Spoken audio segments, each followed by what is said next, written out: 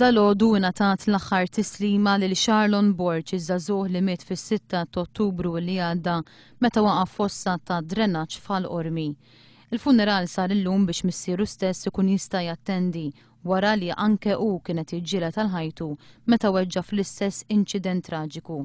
Sharlon ingħata l-aħħar tislima fil-Knisja ta' San George f'Għall-Qormi, l-istess knisja li Sharlon kien qatta ħafna ħin fiha meta l-festa kienet tkun riesqa biex jgħin fil-preparamenti li kienu meħtieġa.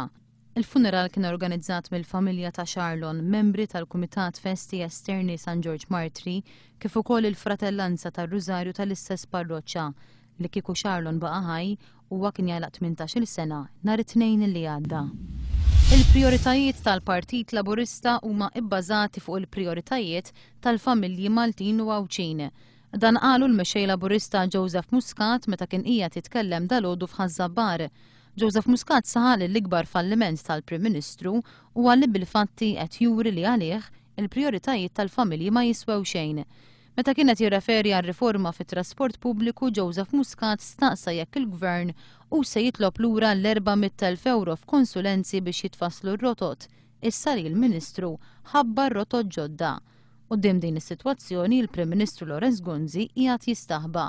Irrefera l-każ ta' Super Jozzo qal li minkejja li l-uffiċċju tal-Prim Ministru kien jaf kollox, kien biss meta l-Oppożizzjoni qajmet il-każ fil-Parlament li l-każ għaddant il-Pulizija.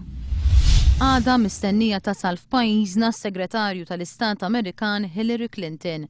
Matul iż-żjara qasira tagħha, Clinton mistennija tinawgura l-Ambaxxata Amerikana l-ġdida f'Taqali u jkollha diskussjonijiet mal-Prim Ministru Lawrence Gunzi. Sissa qatt mhux magħruf jekk Hillary Clinton jisser tħabbar min se jkun l-Ambaxxatur Amerikan għal Malta wara li l-post ħalla vakanti minn Douglas Kmek. Clinton ser tasal Malta għada wara nofsinhar u titlaq it-tlieta filgħodu. Min għada tnejn il-kumpanija EasyGas ser tibda tqassam iċ-ċilindri tal-gas tagħha bib fl-irħula kollha ta' Malta u Għawdex. Dan wara li seħħ ftehim bejn il-GRTU li tirrappreżenta lid-distributuri lokali u l-EasyGas. Fis-stqarrija l-EasyGas qalet li issa l-konsumaturi jistgħu igawdu minn prezzijiet kompetittivi li toffri l-kumpanija minħabba dritt li l-konsumatur jista' jagħżel li jibdel iċ-ċilindru personali tiegħu ma' liema prodott jixtieq mingħajr ebda spejjeż żejda.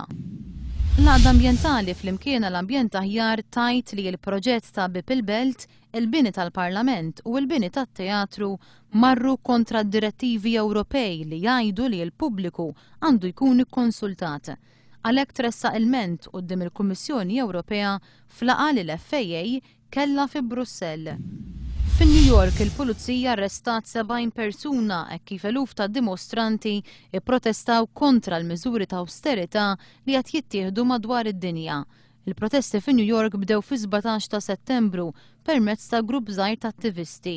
Ma' żmien il-protesti eskalaw tant li eluf ta' persuni bdew jipprotestaw fit-toroq. Din mhijiex l-unika protesta li qed issir kontra l-miżuri ta' austerità. Anke fil-kapitali Taljana Ruma, 70 persuna ndarbu waqt protesti simili li saru.